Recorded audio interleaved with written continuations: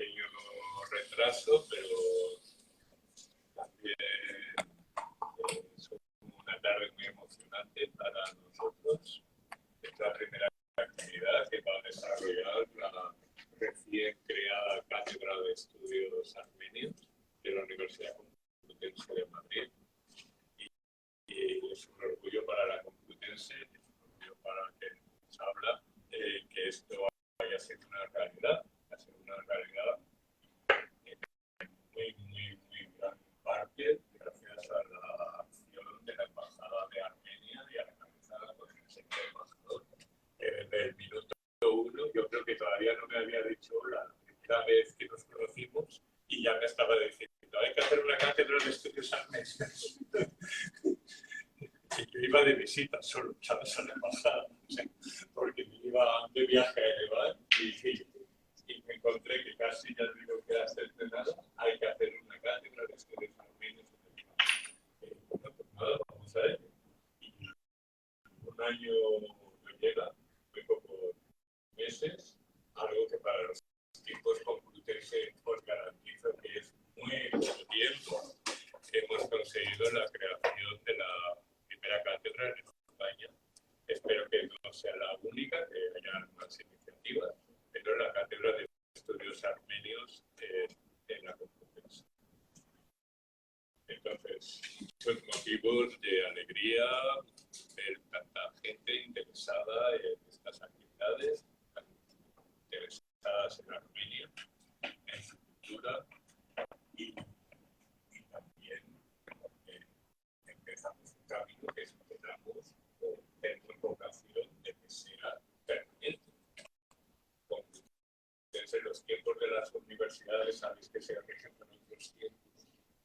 A nosotros nos fundó el cardenal Cisneros, o sea que ha llovido un poco desde entonces. Y esos son los tiempos universitarios, ¿no? Los tiempos con mucho tiempo por delante para estudiar, para investigar, para hacer acciones de educación, etc. Y hoy se pone como esta primera piedra, ¿no? En este camino que esperamos que sea fructífero tanto para Armenia, para su ciudad y también para España. Son los problemas del directo, que no siempre hay comunicación. Y luego me da mucho placer, además, que empecemos con un libro escrito por una autora armenio-argentina, que creo que también identifica mucho estos presupuestos de esta cátedra, ¿no? Esta cátedra quiere servir también el nexo de la cultura armenia con la española, pero también con toda la cultura de lengua española. Por lo tanto, es un placer empezar por este magnífico libro de Magda y espero que tengamos muchos más libros que presentar, o sea que todas estas personas, hay aquí de hecho un armenio que escribe poesía, o sea que el próximo libro a ver si lo presentamos aquí también. Pues, que estamos para servir a la comunidad armenia en Madrid, en España, y por lo tanto esta cita es como nuestra casa también, con la medida de nuestras pobres posibilidades, pero que la cita es como nuestra casa. Y sin más dilación, que estoy actuando en nombre de la Universidad Complutense, pues estoy empezando yo el acto. Quiero aquí las personas importantes son las que tengo al lado. Entonces, voy a dar la palabra al señor embajador de la República de Armenia en el Reino de España. Muchísimas gracias, Iván. Después de estas palabras es muy difícil hablar. Muchísimas gracias por haber contado la historia, porque desde el primer momento sí es verdad que quería que nos aquí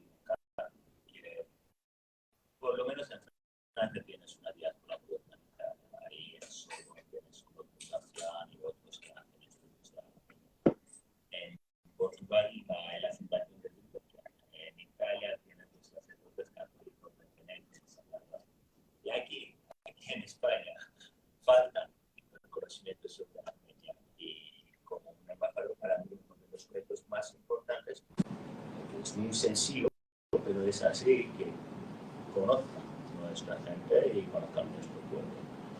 La ocasión que tenemos es una maravilla y es una colaboración que, digamos, es muy transnacional, pero también muy armenia. Entonces se llama el embajador de Armenia de Argentina y dice que va a venir Magda presentando un libro sobre Artsakh. Eso seguro que es una maravilla. No había leído el libro, pero prometió Magda que voy a leerlo dentro de tiempo. Lo va a buscar el hueco para leerlo. Lo que te deje tu hija. Y lo más importante que la presentación va a seguir hasta Armenia. Entonces, estos genes que los armenios siempre no tenían por siglos, hay que usar para aumentar nuestra presencia, para que nos reconozcan, para que podamos avanzar el país, el Estado, porque tener un Estado en estos tiempos tan difíciles geopolíticamente, los absurdos que están ocurriendo en otras partes del mundo, lo más importante es que los armenios también se colaboran. Una cosa que como los armenios sabemos muy bien es un poco difícil, que cada uno es un general, cada uno es un profesor, cada uno sabe la verdad y la última verdad está reservada por una u otra persona. Pero yo quiero, si es posible, con tu permisión, para que la cátedra que hemos inaugurado aquí se sirve como una casa, un lugar que pueden diferentes académicos, y no solamente armenios, y estos también fue uno de los temas que hemos abordado, que también los españoles y los que están interesados que participen en estudios. Porque teniendo este cátedra aquí, vamos a ser parte de unas cadenas de cátedras que son mucho más globales, que empiezan desde Michigan y terminan, puede ser, en Japón, porque hasta ahí hay cátedras de estudios. Quiero que usamos esta ocasión, que es la primera, pero van a hacer mucho más actividades, y muchísimas gracias por haber venido y muchísimas gracias, María, por esta oportunidad. Y también quiero agradecer a jóvenes profesionales de Lulu, que es unos jóvenes profesionales, pero que también nos ayudan mucho, y estamos aquí para ustedes también. Gracias, señor. Pues entonces aprovecho para presentarme también. Me llamo Diran Giligian, tal como lo ha dicho el señor embajador Sosa Berishan. Formo parte de la Asociación Jóvenes Profesionales Madrid. Estamos aquí en el comité junto con Lulu, Nanor y Arman, que está ahí sacando fotos. Entonces, Jóvenes Profesionales Madrid es parte de la Unión General Armenia de Beneficencia, que es la organización filantrópica más grande de la diáspora en el mundo, y se dedica a promover la herencia armenia tanto en términos de cultura, educación o programas humanitarios en las comunidades armenias de la diáspora, pero también en Armenia y en Artsakh.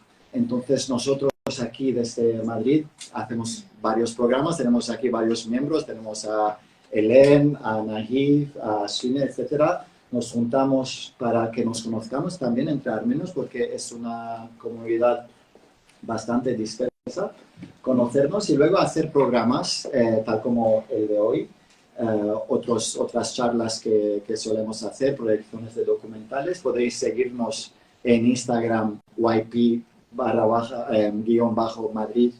o en Facebook también, Jóvenes Profesionales Madrid. Y sobre todo tenemos un programa para formar a periodistas armenios en Armenia, para que lo que está pasando ahí sea ahora el bloqueo de Artsakh u otras situaciones que se puedan llegar al mundo occidental, porque tal como sabemos aquí en España, y es igual infelizmente en otros países, no se habla de lo que está pasando. Muchos de vosotros no sabréis que hay una región que se llama Artsakh justamente bajo bloqueo desde hace 2 meses, sin que les llegue comida, ni gas, ni electricidad. Pues como no se habla de ello, formamos nosotros a periodistas ahí para que puedan hablar y puedan publicar en medios occidentales. Eso es suficiente para ahora de lo que hacemos, y quiero invitar aquí a Lulu Grigorian, que es periodista de arte y cultura, que va a moderar la charla hoy con nuestra querida escritora Magda Taklashian.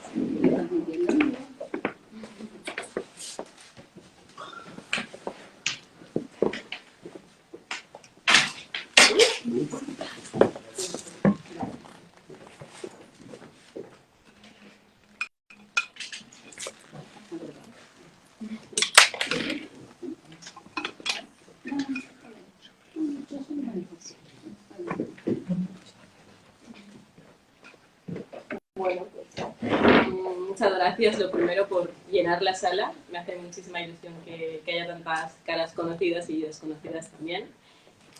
Bueno, pues yo voy a empezar directamente a presentar, ¿no? A hablar un poco de Magda.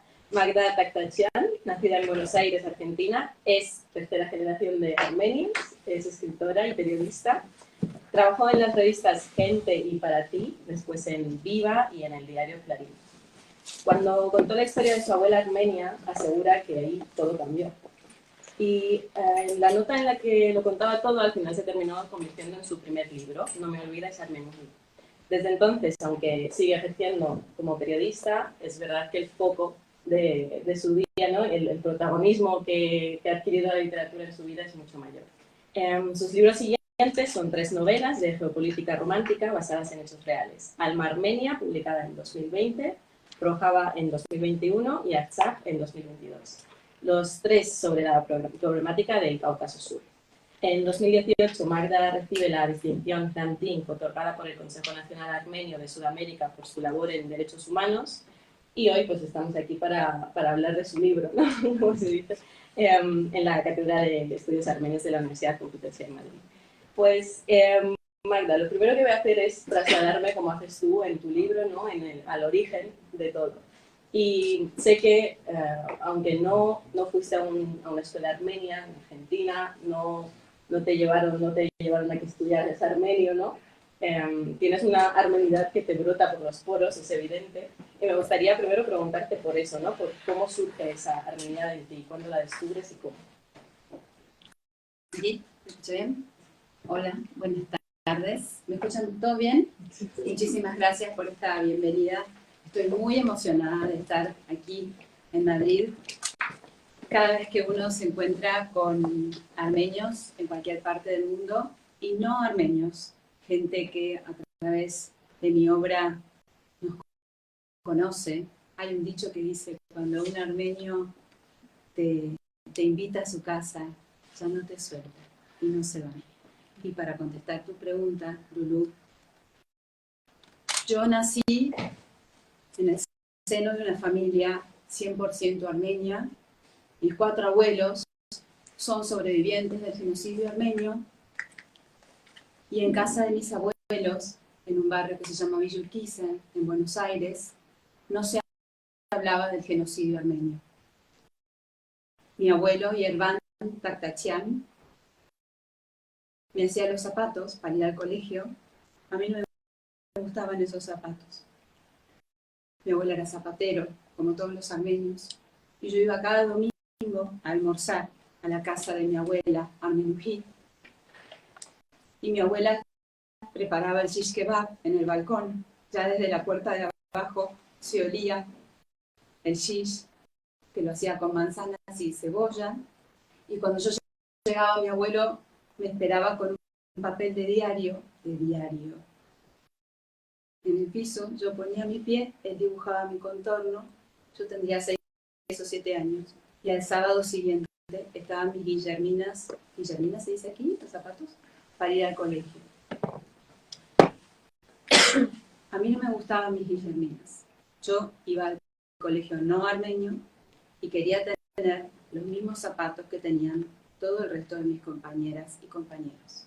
Quería tener un apellido fácil de pronunciar.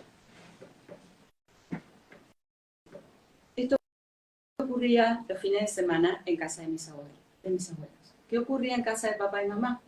Jóvenes profesionales. Los primeros profesionales, mis abuelos llegaron a Argentina, bueno, lo conté en mi primer libro, la historia de mi abuela, con 14 años, huyó de su aldea a Intá, en el sur del Imperio Otomano, y en casa de papá y mamá no se hablaba armenio, no se hablaba la lengua armenia, se hablaba en casa de mis abuelos, yo los oía, los escuchaba conversar en armenio, y las palabras que aprendí a decir son las que hablaban entre ellos cuando no querían que nosotros, los hijos, entendiéramos, mis hermanos y yo, tramunis, boch, urbuses, bueno, esas. Y entonces, ¿cómo es que, o sea, la armenidad se me metió sin hablar de lo que había sucedido en 1915, todo lo que sucedió después? Después mi padre viajó 2 veces, la primera vez a la Armenia soviética, ya en 1978, la segunda vez en 1995, cuando yo vivía en Madrid. Pero mi vida yo me crié, estudié meteorología, no fui a una escuela armenia, no me enseñaron a hablar armenio, pero, como les contaba, iba todos los domingos a la casa de mi abuela a comer el shish kebab, que hoy sería jorobatz, ¿no? Porque es otro... Esto también lo aprendí ahora. Entonces, para no hacer muy larga la respuesta, pero quiero contar algo que es fundamental, porque fue lo que tocó mi vida. Un domingo, cuando yo tenía 13 años, fui a comer a la casa de Armenugil y le dije, abuela, yo hoy no voy a comer. Cuando ella me sirvió el shish kebab, el jorobat. Le decíamos shish kebab. Y yo le dije, no como porque yo estoy a dieta. Y mi abuela me dijo, vos vas a terminar el plato de comida porque vos no sabes lo que es tener hambre. Se hizo un silencio en la mesa. Yo me acuerdo el día de hoy, cómo estábamos todos ubicados en esa mesa. Mis padres ya no están, mis abuelos tampoco. Mi abuela se le llenaron los ojos de lágrimas y yo nunca la había visto llorar a mi abuela. Y dije, ¿por qué llora la abuela? Y fue mi tía Alicia, que partió hace una semana y hoy tengo el collar que ella me dejó. Mi collar armenio. Y fue mi tía Alicia la que contó cómo mi abuela huyó en 1915, escondida en la alforja de un burro, cuando tenía 1 año y medio, de su aldea a Inter. Yo terminé el plato de comida y nunca pregunté y nunca se me olvidó. Pasó toda mi vida, pasaron 40, hagan la cuenta, 2015 menos 1980, no sé, 40 y pico de años. Y 2015 fue el centenario del genocidio armenio, yo trabajaba en Viva, en la revista Viva en Clarín, y propuse hacer una nota sobre quiénes somos los armenios. Los periodistas buscamos hechos titulables, porque Armenia no es noticia en los medios de comunicación. Entonces, Clarín es un medio masivo de comunicación, el más vendido de la Argentina. Se cumplían 100 años y yo dije, no me pueden decir que no. Entonces, en la reunión de sumario, que así lo llamamos nosotros, que es cuando nos juntamos los periodistas a ver qué notas hacemos durante la semana, yo conté lo mismo que les acabo de contar recién, la historia de mi abuela, esto. Y el director de la revista me escuchó y me dijo, Magda, vos tenés que contar la historia de tu abuela. ¿Te animás? Sí, sí. Y esa noche fui a mi casa y escribí de un tirón la nota para publicar. Lo que yo recordaba y lo que les acabo de contar. Yo se la leía a mi tía Alicia la nota, antes de publicarlo, porque estaba hablando de toda mi familia y era la primera vez que se iba a publicar algo familiar, con fotos familiares. Y allí mi tía Alicia me dijo, pero hay una parte de la historia de la abuela que vos no sabés. La abuela tuvo una huida mucho peor que la de la alforja en el burro, y que vos desconocés. Yo dije, ¿qué es lo que no sé de la abuela? Y me contó como en 1920 habían regresado a Inter, después de haber estado viviendo en Alepo, refugiados, y de nuevo, una noche, los turcos otomanos entran a su casa, a su aldea, los sacan semidesnudos a la calle y los meten adentro de un vagón para llevarlos a Derzor, las famosas caravanas caravanas de la muerte. Mi bisabuelo, Auset de Mirjan, me gusta decir los nombres, se dio cuenta que iban hacia una muerte segura y esperó a que se hiciera de noche. Había visto un hueco en el piso del vagón y cuando se hizo de noche tomó a mi abuela, que era la mayor, tenía un año y medio, no, tenía 7 años, la envolvió en un trapo y la tiró a las vías del tren para sacarla. Después fue arrojando uno a uno a los, eran 5, a los otros 3 hermanos de mi abuela y mi bisabuela, Satenik Kabakian, estaba embarazada de 5 meses. Y última se arrojó ella, y último se arrojó mi abuelo, mi bisabuelo. Y así llegaron caminando de nuevo a Alepo, caminaban de noche, se escondían de día, se metían piedras en la boca para evitar la sed, que no se les formaran llagas, comían pasto, comían tierra. Cuando yo escuché esto, en 2015, era el día 6 de marzo, el día de mi cumpleaños, y yo había ido a la casa de mi tía Alicia a comer lechmesh, porque los viernes se cocinaba en casa de Alicia, Raktachian, lechmesh. Y yo escuché esto y sentí desde las entrañas la enorme necesidad, lo digo humildemente, de hacer justicia. Yo no crecí, no fui a un colegio armenio, no se hablaba del genocidio, en casa de papá y mamá estaban todos los libros de arte, pero en ese momento rompí la nota que había escrito para la revista Viva, para Clarín, y la volví a escribir. Y me cambié, yo me llamo Magdalena, me puse Magda. Yo sentí que el 6 de marzo de 2015 mi vida volvía a comenzar. Y lo cuento porque es como tú decías, eso cambió mi vida, y es verdad. Una vez me dijeron, ¿vos te armenizaste? Porque también es una pregunta que me hacen. No, yo siempre, por eso les conté el detalle de mi abuelo que me hacía los zapatos. Mi abuelo no hablaba, pelaba las semillas de zapallo, creo que, ¿no? Que de girasol, ¿no? Bueno, y comía esas semillas, no hablaba prácticamente. Si le escuché decir 5 frases fue mucho.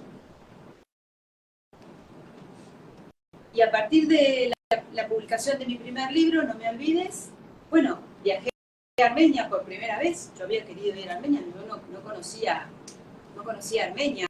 Tenía el recuerdo de papá, que había viajado en el 78, y quería ir. Viajó en el 95 a aportar sus conocimientos.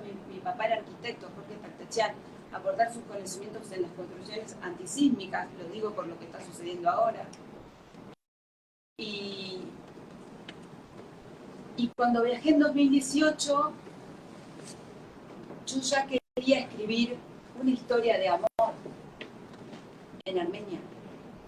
Porque cuando conocí a Armenia, cuando conocí a las mujeres armenias, las miro aquí, a las mujeres armenias de Armenia, me encontré la diáspora y Armenia. Y ahí empezó a crecer una historia en mi cabeza que era imposible de detener. Entonces renuncié al diario de un día para el otro y me llamó una editorial que yo le había contado, y así escribí mi primera novela geopolítico-romántica, digo yo, donde está contada la historia de Alma Parseyan, que es la protagonista de esta última, Artsakh, y de la primera, Alma Armenia, y de su prima, Nané Parseyan, que es nacida en la Armenia soviética. Entonces lo que yo hice fue hacer dialogar en esos 2 personajes femeninos, a la Armenia de la diáspora y a la Armenia que alguna vez integró a la Unión Soviética, y donde yo también tengo familia, porque me reencontré con mi familia cuando fui a Armenia en 2016, fui, y en 2018. Bueno, por ahí es un poco larga la respuesta, pero quería ubicarlos en cómo es que yo terminé metida de pies a cabeza, no sé si es la palabra en español, realmente con mi alma que me late fuerte, y esta enorme necesidad de comunicar, y de que el periodismo y de las herramientas que yo aprendí durante 30 años, más llevo ya como periodista, sirvieran para escribir una novela como Artsaj, como Alma Armenia, como todas las que escribí, donde son de una lectura, voy a decir, sencilla. Lo he dicho, mi literatura es orgullosamente comercial. Porque yo lo que quiero es que la novela se lea.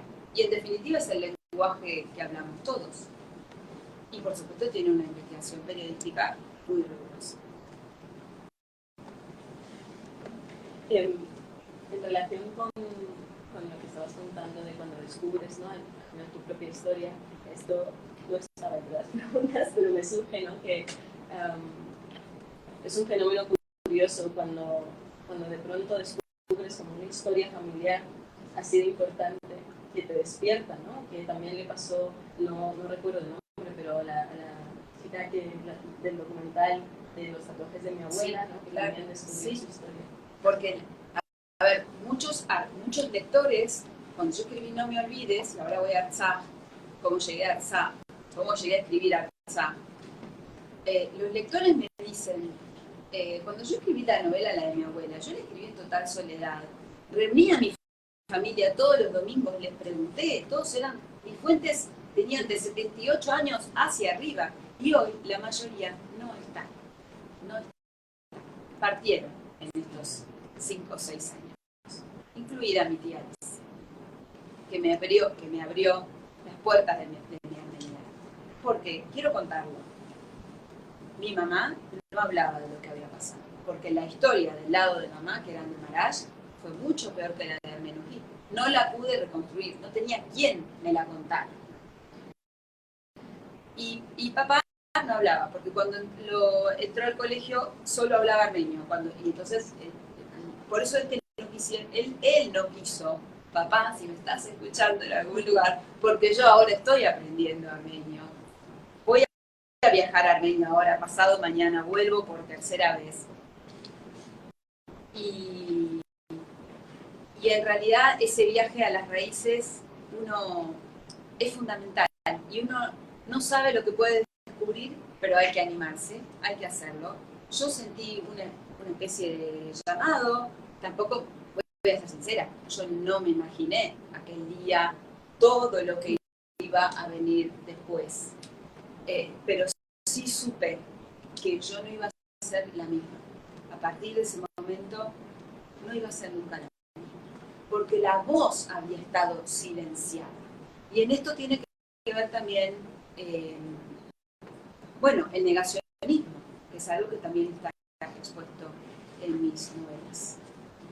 Porque todos sabemos que el genocidio armenio ha sido reconocido por muy pocos países en el mundo, que fue el primer genocidio del siglo XX y que fue callado.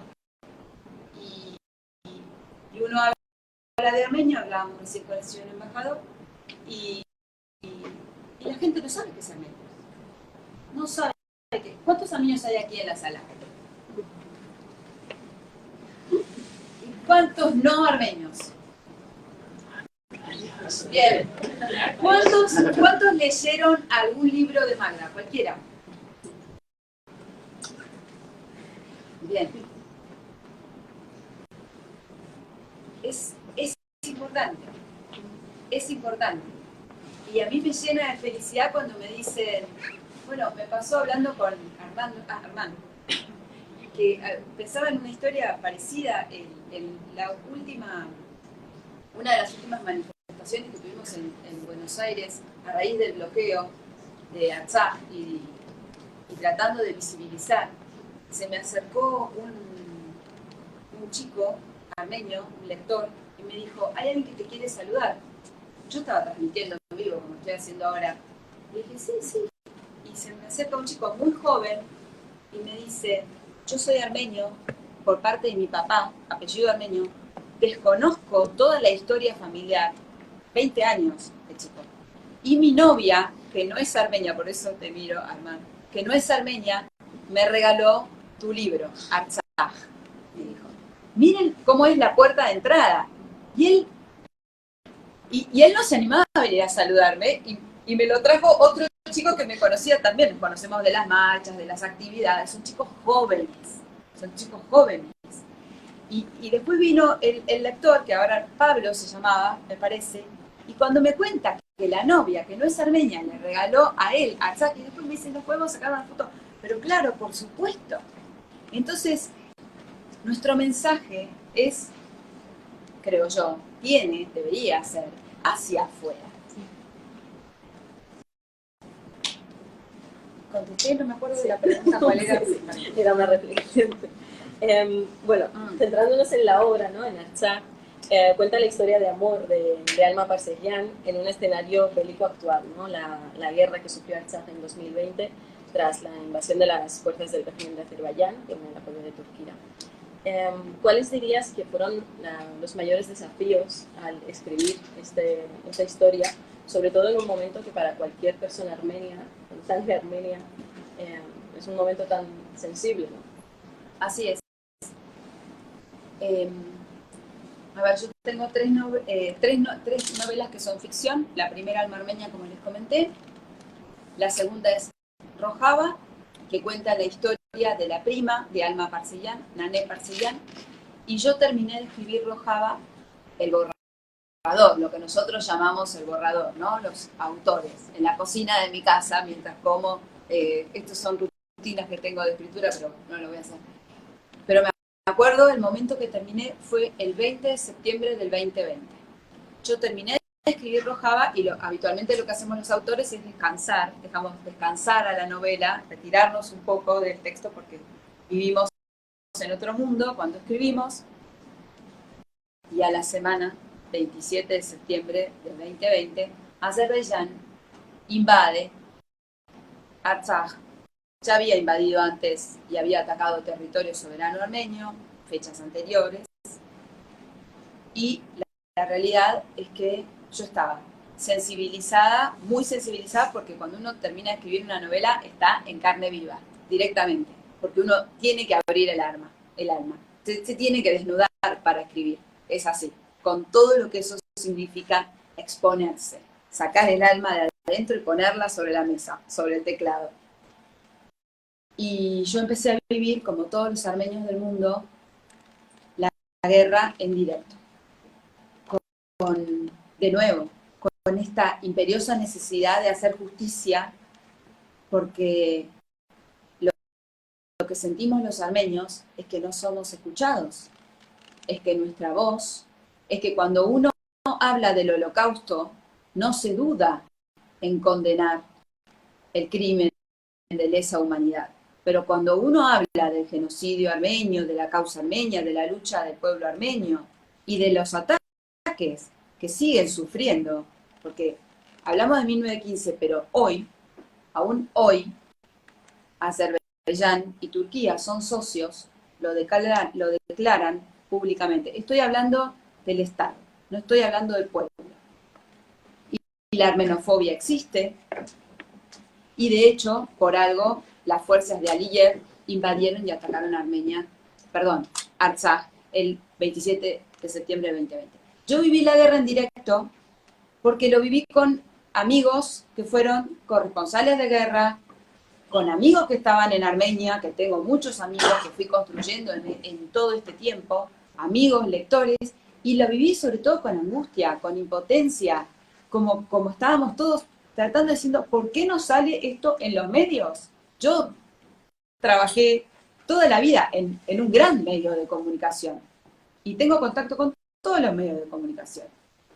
Y entonces, claro, era como estar, no voy a decir que era como estar allá porque no es lo mismo, pero cuando terminó la guerra, a los 44 días, yo supe inmediatamente que mi novela siguiente iba a ser Artsaj. Primero porque, a ver, yo cuando escribí Alma Armenia no sabía que iba a escribir Rojava. Los lectores, cuando se crea como una especie de ida y vuelta, y cuando conté la historia de Nané Parseyan, nacida en Armenia, de Armenia, una historia durísima, me decían que querían saber más sobre Nané. Y yo escribí en la novela Rojava la historia de Nané Parseyan. Y de Alma Armenia sentía que le debía una vida a Alma, mi personaje, Alma Parseyan.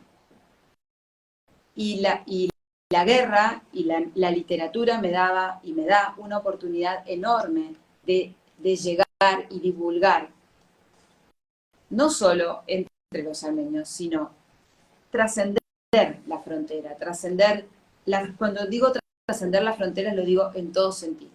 El origen, las fronteras políticas, geopolíticas, de países, culturales. Entonces, la escribí en 3 meses, Artsaj. Es un desquicio escribir una novela en 3 meses. Por supuesto, me encerré.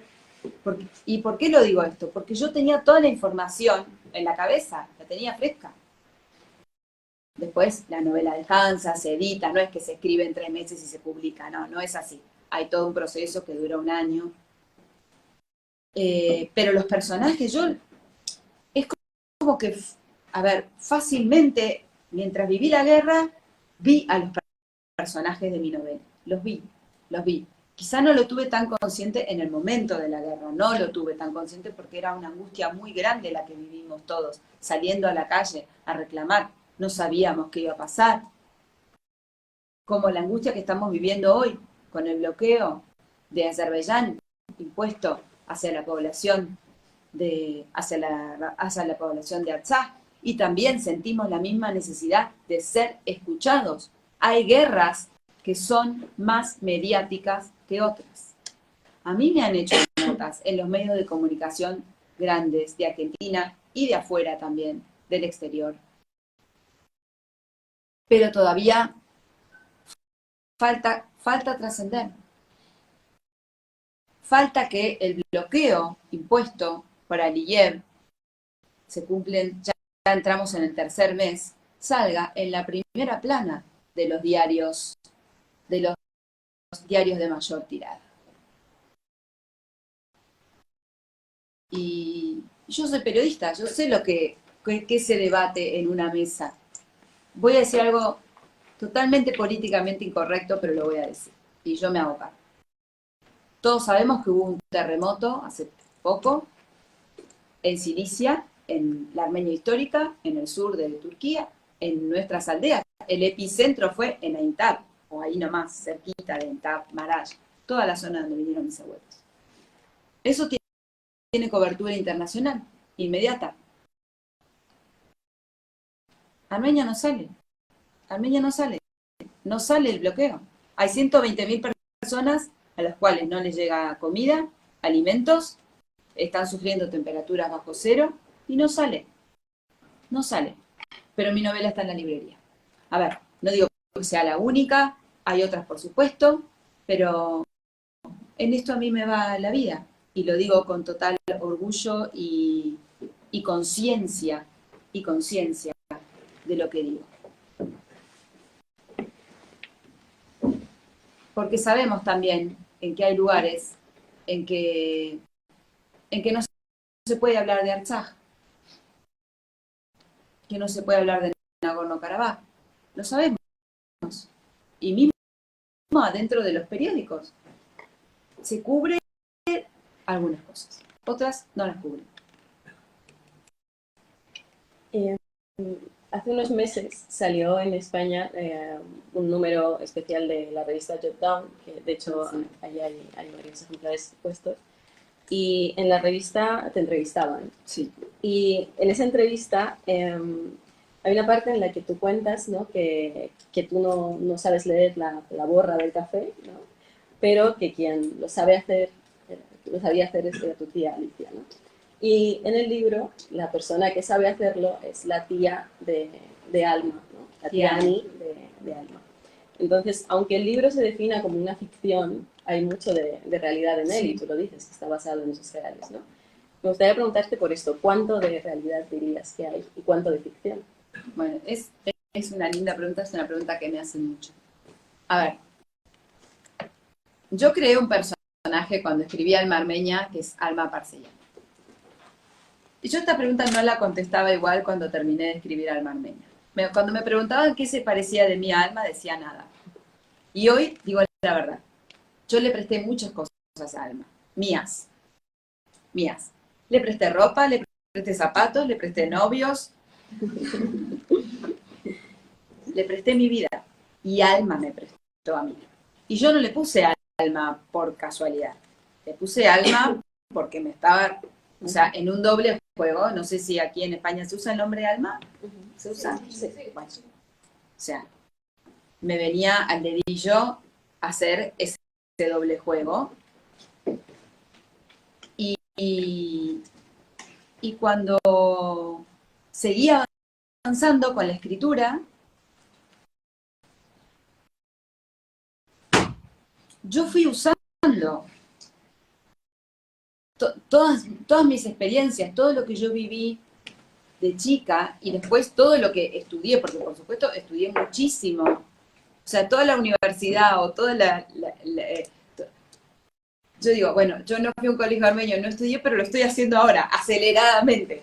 Y volvería y además siempre le digo a mis profesoras, mi profesora Flora y a todos, que yo volvería feliz a primer grado de la escuela armenia, pero lo digo de verdad, me sentaría en el pupitre a estudiar, porque me parece algo hermoso y maravilloso. Y Alma Parcellán, aún en Artsaj, tiene mucho de mí. Por supuesto, aclaro, no es mi biografía en absoluto, pero esto es algo que los autores hacemos, nos valemos de las referencias cercanas, porque eso es lo que hace que el lector se siente identificado. Porque la tía Ani, que yo lo hice como un homenaje a mi tía Alicia, el libro está dedicado a mi tía Alicia Taktachian, que no llegó a leerlo, hace que uno se sienta identificado. Y además los lectores me dicen, en mi casa es igual, en mi casa es igual, en mi casa es igual, en mi casa es igual. Y estas son cosas que por ahí uno no lo sabe. Y las registras al momento de leer, cuando ves esos detalles mínimos, porque además yo soy muy detallista y muy obsesiva, al nivel de obsesión. Entonces, creo que una obra, cualquier obra, e incluso esto lo aprendí estas herramientas me las dio el periodismo. Cuando vos contás la guerra, cuando contás una historia, cuando contás una escena familiar, cuando contás una danza, tiene que tener detalles, y tenés que verla, tenés que leer y tenés que poder ver. Y eso es lo que me dicen los lectores. Entonces, bueno, sí contesté, le presté mucho Alma y ella me prestó. Esto es lo loco de escribir ficción, y que yo no lo sabía. Después los personajes te terminan, a veces se me confundo, a veces se me confunden los personajes de ficción y los de realidad. Porque bueno, podría bajar aquí las cartas de la novela y decir, porque algunos personajes, y esto ya es hablar un poco de literatura o de qué herramientas, me pasó con un personaje muy importante que no me fluía, un personaje, uno de los novios que tuvo Alma, y que no me fluía el personaje, y cambié, de repente vi una persona en la calle que no la conocía y dije, él es grande, dije, sin hablar, y empecé a escribir y el personaje fluyó. Y después los personajes yo lo siento que ya no son personajes, que son personas que viven conmigo. Es muy loco esto, pero parece de que, pero es así. Yo tengo en mi escritorio, en casa, en los librotes, como los llamo, de mis novelas, y yo entro al cuarto donde escribo y les hablo, y ellos me hablan a mí. Pero es verdad, estoy hablando con tonada española, ¿no?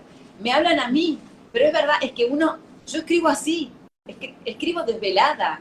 Cuando uno escribe, estás tomada por la novela, no dormís, estás en vigilia, por eso les digo, o sea, estás todo el tiempo todo el día metida en la historia.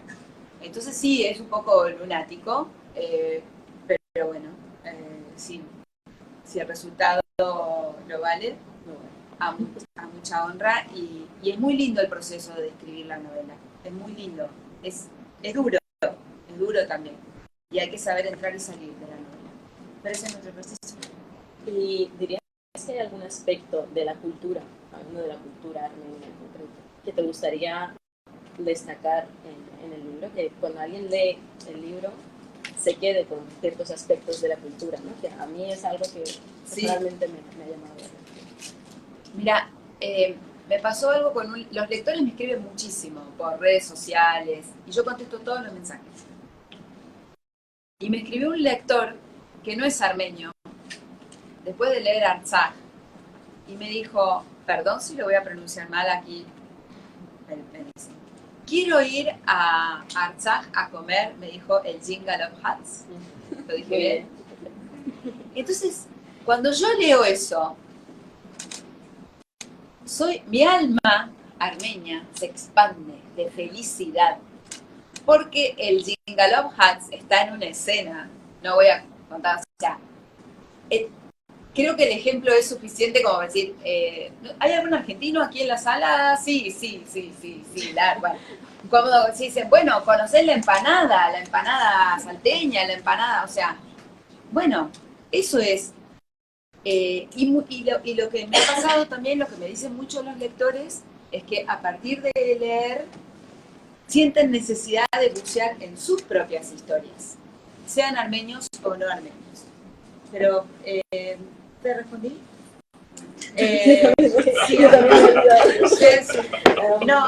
Si había algo del aspecto de la cultura, porque me parece que lo del Jingle of Hats, porque ¿quién sabe lo que es el Jingle of Hats? Es algo muy puntual, pero sí, y es algo que se te queda. O sea, si vos lo leíste, no viajaste, no lo viste, pero lo probaste, lo sentiste, lo viste, en definitiva, leyendo. Entonces, lo que yo quiero destacar es todo tiene un significado. Por ejemplo, en esta novela, yo pedí especialmente a la editorial que la contratapa fuera la catedral de Yushi Gansechos, ¿cómo es? Lo estoy diciendo bien, corrígame. Y voy a contar una intimidad, porque tiene que ver con tu pregunta. Esta contratapa no era así. La tapa sí, se abre y se echa. O sea, hay un ida y vuelta. Yo cuando vi esto se llama tapa y esto se llama contratapa. Cuando la vi dije, es ella, porque también es muy difícil decidir la tapa de una novela. Le dije, es Alma, y no voy a decir en qué circunstancias porque estaría spoileando. Pero aquí detrás, bueno, en la catedral sucede una de las escenas más importantes de la novela, no quiero spoilear, durante la guerra de los 44 días. Y en la tapa original no estaba la catedral, era escombros, dicen aquí, escombros, la palabra, era una montaña de escombros. Y yo le dije, no, tiene que estar la catedral. Y no querían. Me dijeron, esto responde perfecto. Me dijeron, no son armenios en la editorial. Me dijeron, puede ser cualquier iglesia. No. Perdón, anteojos porque no veo. Para un no armenio va a ser cualquier iglesia. Después que termine de leerlo, va a entender que no es cualquier iglesia. Para un armenio va a distinguir las cruces armenias. Todos sabemos qué es y qué significa la catedral de Yushi. Entonces, y también pedí que estuviera la bandera de Artsakh. Y voy a contar algo que no es una crítica a la editorial, sino que es parte de mi lucha y de mi cruzada, lo digo humildemente. Se habían equivocado, habían puesto la bandera de Armenia. Y le dije, no es esta, es la otra. Todo bien.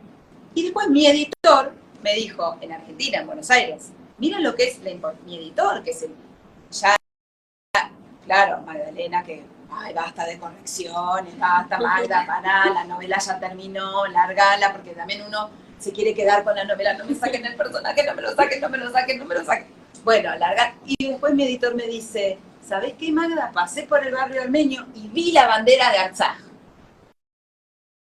Mi editor, Genaro Press, que no tiene nada de armenio, pero que ya editó conmigo 3 novelas. Entonces, ahí es donde estamos divulgando. Ahí es donde el mensaje se mete abajo de la puerta. Ahí es como el agua que empieza a correr. Porque la pregunta que nos hacemos todos, siempre en reunión de armenios o ¿cómo hacer para llegar a todos? Y es a través de estos íconos, símbolos, lo que tú me preguntabas.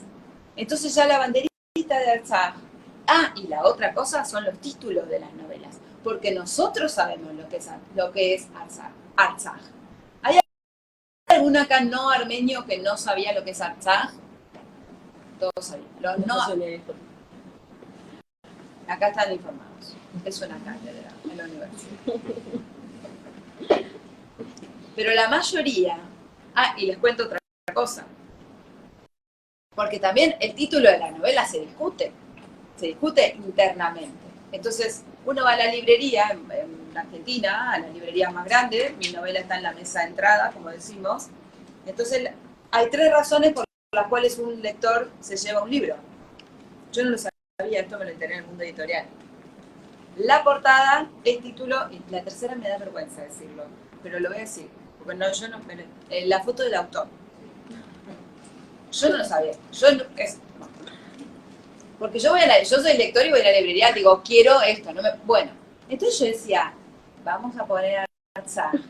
Y entonces, de nuevo, para el que no tiene ni idea, se compra la novela porque le gustó. La chica que no sabe ni lo que es el taraz armenio, no sabe la moneda de plata, no sabe lo que es la catedral, no sabe nada. Y después, encima lo ven una historia de amor, se tientan, empiezan a leer. Y después vienen las cartas. Las cartas, digo, lo que me escriben. Ah, yo no sabía nada. Qué terrible. Los armenios, estoy contigo. Es tu lucha. Ahora estoy transmitiendo en vivo. Hay un montón de gente acá. Están aquí mis lectores. Aprovecho a saludarlos. Me pedían que los transmita en vivo. Esto es transmitir armenidad. Llevar al mundo armenidad. Llevar Artsaj, nuestra causa. Y vuelvo a pedir. Hoy en Artsaj existe un bloqueo. Después de esta guerra, está contada aquí, pasó año y medio, ¿no? Año, muy poquito tiempo, y estamos en el tercer mes del bloqueo. Pero bueno, no me quiero desviar de la pregunta. Me comenta Dirán, sí, estamos de tiempo. Vamos un poco justas, sí. Así que vamos a dar paso a las preguntas, ¿verdad? De la gente. ¿Te vienes entonces? Pues, ¿verdad? sí. Bueno, muchísimas gracias. Gracias a ti. Se me han quedado como muchas preguntas sin hacer, pero no pasa nada porque tenemos mucho de Tenéis todos un papelcito para apuntar preguntas. Si queréis, bueno, igual haces una última pregunta. Vale, mientras escribo estas preguntas, lo pasáis a Nanor y Nanor lo va a pasar a Lulu para que lo haga. Perfecto. Pues entonces voy a aprovechar para, ya lo decía antes el señor embajador, ¿no? que después de presentar el libro aquí lo vas a llevar a Armenia. Quería preguntarte por estos próximos pasos con el libro, ¿no? Sí, a ver, ahora yo voy a Armenia. En Armenia tradujeron mi novela anterior, Rojava, pero es probable que después, no me quiero adelantar, traduzcan Artsaj. Siempre los pasos siguientes para los autores son un poco secretos. Hay pasos siguientes, pero no les puedo, a ver, no sé cómo comentar sin comentar, o sea... Bueno, con que digas que hay pasos siguientes. Hay pasos siguientes, esto sigue, puedo decir esto. Y el hecho de que una de mis novelas se traduzca por primera vez en Armenia, al armenio, también me parece algo que es otra puerta que se abre. Porque si bien uno puede pensar que bueno, que en Armenia ya saben, bueno, aquí recién vinimos con Anahit, no sé dónde está, Anahit, perdón. Y a partir de la publicación de mis novelas, lo que me pasó es que me escribe mucha gente de Armenia en español, me escriben porque saben hablar español y las leen, y que las han leído y han llegado, o sea, realmente viajan.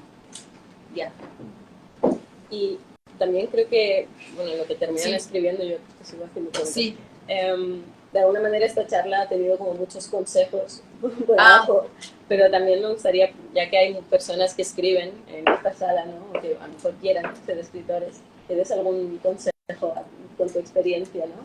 ¿Qué le dirías a una persona que quiere escribir un libro? les diría el mismo consejo. Hay un dicho que dice, no sé si existe en España, hay un dicho que dice, baila como si nadie te estuviera viendo, escribe como si nadie te estuviera leyendo, escribe como si nadie te estuviera leyendo. ¿Qué quiere decir? Escriban lo que sientan en el corazón. Ahora, para sentir en el corazón hay que hacer un viaje interior. No es tan sencillo, pero permíteme decir, ese viaje interior es el viaje de la vida, es el viaje al que venimos. La única muerte es el olvido. La muerte no existe en realidad. Y en todos mis libros está reflejado. Los armenios, con la historia que tenemos, nuestra lucha, el que muere luchando es un mártir, y el mártir no muere. Entonces, la muerte y la lucha es vida. Y para entender eso, a mí me costó los 55 años que tengo, y voy a cumplir 56 en Armenia el mes que viene. Para entender eso, me llevó más de la mitad de mi vida. Me llevó mis padres, que no vieron el lío que estoy haciendo. Si me viera papá, quiero decir algo antes de pasar a las preguntas, porque también le diría a los que quieren escribir, en ese ejercicio de ir hacia adentro y de búsqueda interior, se empiezan a abrir puertas y uno empieza a reconocer las señales. Y las señales son llamadores para escribir. Yo ya lo tengo bastante entrenado y a veces no me doy cuenta, a veces lo voy a decir en argentino, me paso de rosca con las señales, no sé si entienden, en todo veo una novela, en todo veo algo para escribir, pero ya es como que ya me sale solo y lo veo y me entusiasmo. Pero quiero contar algo. Yo hacía mucho tiempo que no venía a Madrid, hace como 20 años, y más. Una de las últimas veces que vine a Madrid, mi papá Jorge Taktachian venía de Armenia, en el año 95. Y en ese momento, como yo les conté, en casa no se hablaba de Armenia. Y papá había ido con los cascos azules a ayudar en las construcciones antisísmicas después del terremoto de Gyumri de 1988. Y antes de venir a este viaje, fui al cajón de los recuerdos en casa, donde tengo las fotos en papel, y busqué las fotos de papá. Y dije, ¿cuánto daría por volver a tenerlo delante? Y no solo contarle, sino preguntar. Pero creo que todo lo que no pregunté antes, pero no lo digo con la melancolía de lo que uno no hizo, sino todo lo contrario, eso es lo que quiero decir. Que no importa la historia que tengamos, o no importa cuándo abrimos los ojos hacia eso que queremos contar, lo importante es que lo hagamos, es que despertemos. Y otra cosa, que decía la Madre Teresa, que además era armenia, cuando le criticaban le decían, pero usted no puede ayudar a todos los pobres del mundo. Y la Madre Teresa decía, con que ayudes a uno, algo vas a hacer. Yo no sé si voy a poder contagiar armenidad, que me gusta decirlo así, a todo el mundo.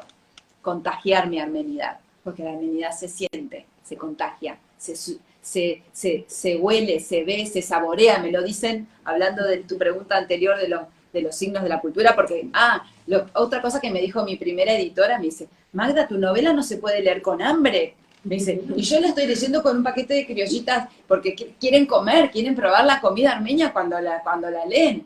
O sea, entonces, perdón, para cerrar, uno se empieza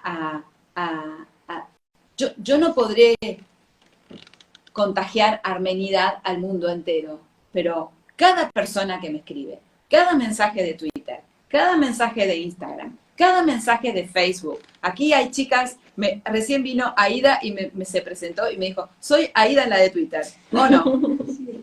Eso es hermoso. Eso es hermoso.